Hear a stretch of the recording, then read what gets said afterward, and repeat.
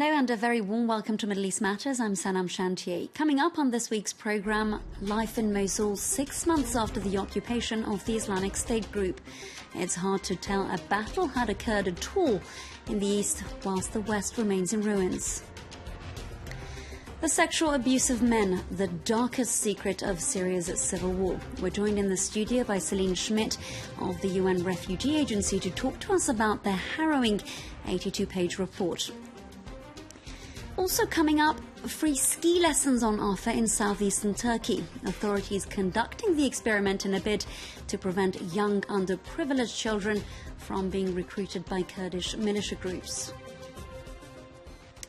6 months ago, Iraq's Prime Minister Haider al-Abadi declared victory over Islamic State forces in Mosul.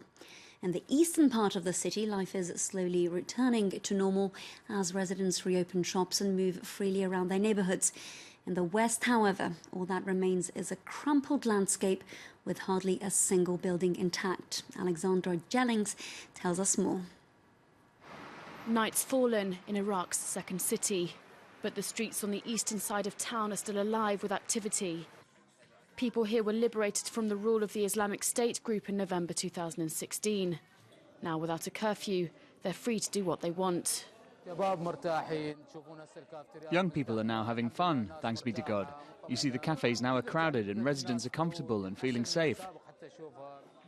Residents indulge in activities that, under the IS group's rule, would have seen them sent to prison or executed. It was as if someone was in a desert and cut off from everything. Then suddenly you get all these activities, amenities, and all this entertainment that we were deprived from for 3 years. That's a long time. In just over a year, any trace of war in eastern Mosul has been swept away. It's a far cry from the scene just across the Tigris River. The fighting in western Mosul was far more violent, and up until 6 months ago, the Islamic State organisation still had control here. Now all that's left to see are enormous heaps of rubble. The city was liberated 6 months ago, but even if 60 months had passed, nothing would happen because the rebuilding efforts are limited and small. There's massive destruction here. Pounded by international coalition airstrikes and the constant shell fire of jihadists, an entire part of town has been wiped off the map. Those who were lucky enough to make it out alive fled. Very few remain. There's rubble and we can smell the corpses of IS group fighters. There's no electricity or water. No NGO came to check on us. Look at the debris. My children are young and there are no schools. They're in 6th, 4th and 3rd grade, but their schools haven't been reopened. This is one of the few schools still open. To get to their classes, students have to pick their way through the debris. With half of the building reduced to rubble, classes are crowded. Children are packed in, 4 or 5 to a desk. They've seen things children should never have to see, traumatised by 3 years of conflict. The teachers here have had special training to help them. We help pupils better approach the things they've lived through under Islamic State group rule, especially those who lived in the western part of Mosul. They've suffered enormous pressures, such as the death of relatives and the loss of their homes.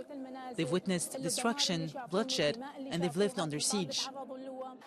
It's a chance to bring back some normality, to stave off the violence and the trauma of war, and to help children rebuild their lives.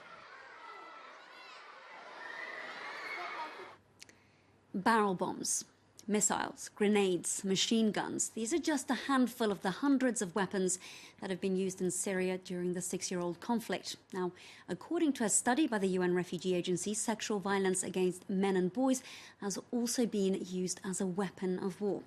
Some of the victims as young as 10, the oldest over 80. Here to talk about that 82-page report, Celine Schmitt, who's the UNHCR spokesperson here in France. Thank you very much for joining us. Of course, we're talking about an extremely sensitive topic here, and it's perhaps also the darkest male taboo of all time. How difficult was it to get access?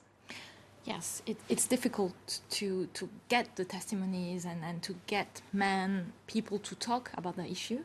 I think we can talk of a culture of silence. Some of the boys, the men who participated in the group discussions with us during the study said, yes, these things are happening, but there is a tradition not to talk about it.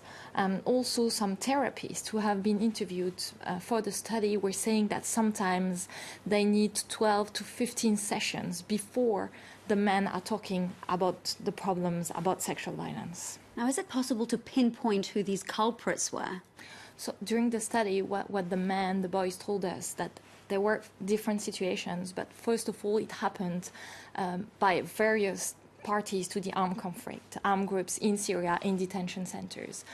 But also in the countries of asylum, men and boys were reporting as well sexual violence. Is it in school for younger boys, but also in the workplace? Now, at one refugee camp in Jordan, an estimated 30 to 40% of men and boys had been sexually abused. Were you surprised by these high numbers? So it's difficult to give exact numbers, exact figures, because they're not statistics. But the people were saying, some in the groups were saying, yes, it happened to us in the detention centers, it's happening at schools. So people are saying, yes, this is something that is happening. We knew that there was something, and this is why we commissioned the study, but we needed more details about the reality. Now, you mentioned this as well. There were also reports of sexual violence happening at the workplace. Can you tell us a little bit more about that?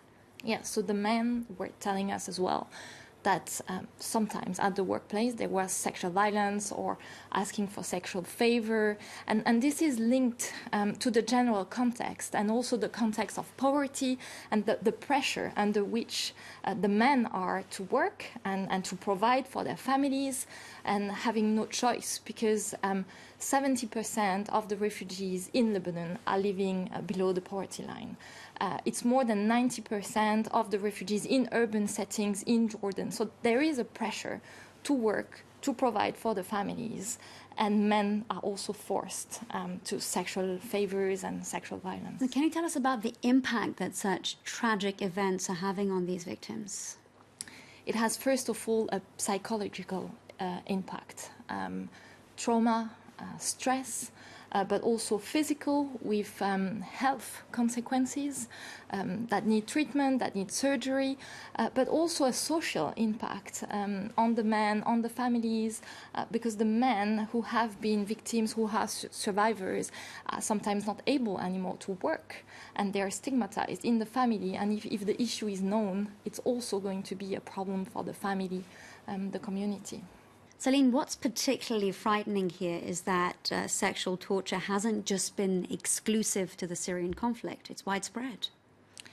Yes, there have been studies in other regions, in other countries as well. Still, you know, it's a subject that needs more studies, that needs more facts and figures on the causes, the characteristics. But there were studies as well, for example, in the DRC, in the Democratic Republic of the Congo in 2010, where it was also discovered that men were victims of sexual violence. In Liberia as well, there was a more recent study in Uganda, also among refugees of South Sudan.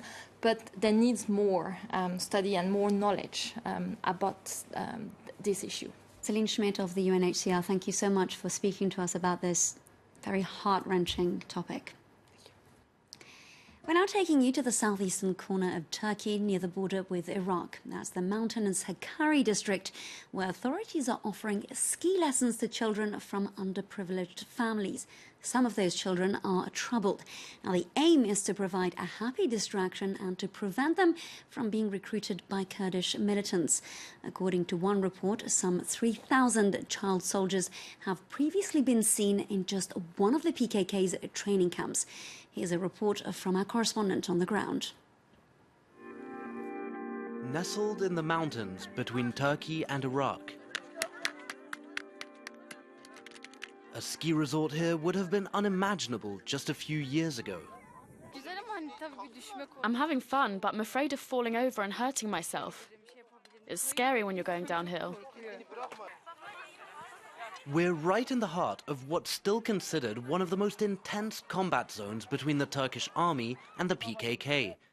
Yet every day, dozens of students from nearby schools learn how to snowplow and parallel turn.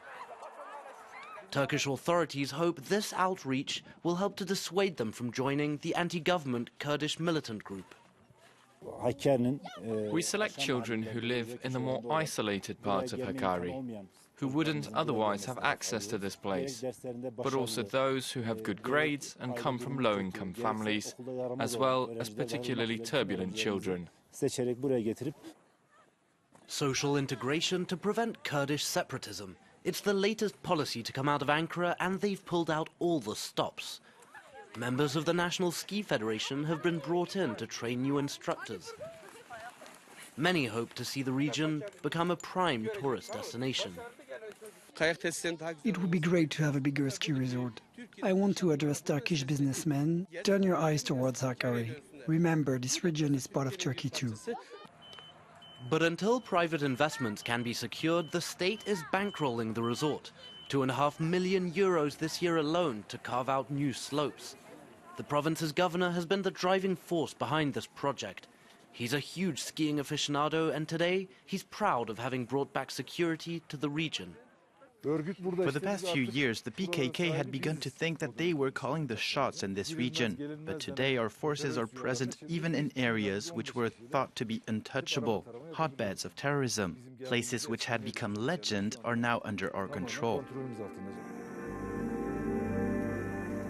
Winter seems to have once again brought a seasonal truce to these mountains. But locals still hope for a more durable peace, one that would last all year long. Well, that's it for this edition of Middle East Matters. Don't forget, you can get our latest news on both Facebook and Twitter. Thanks for watching.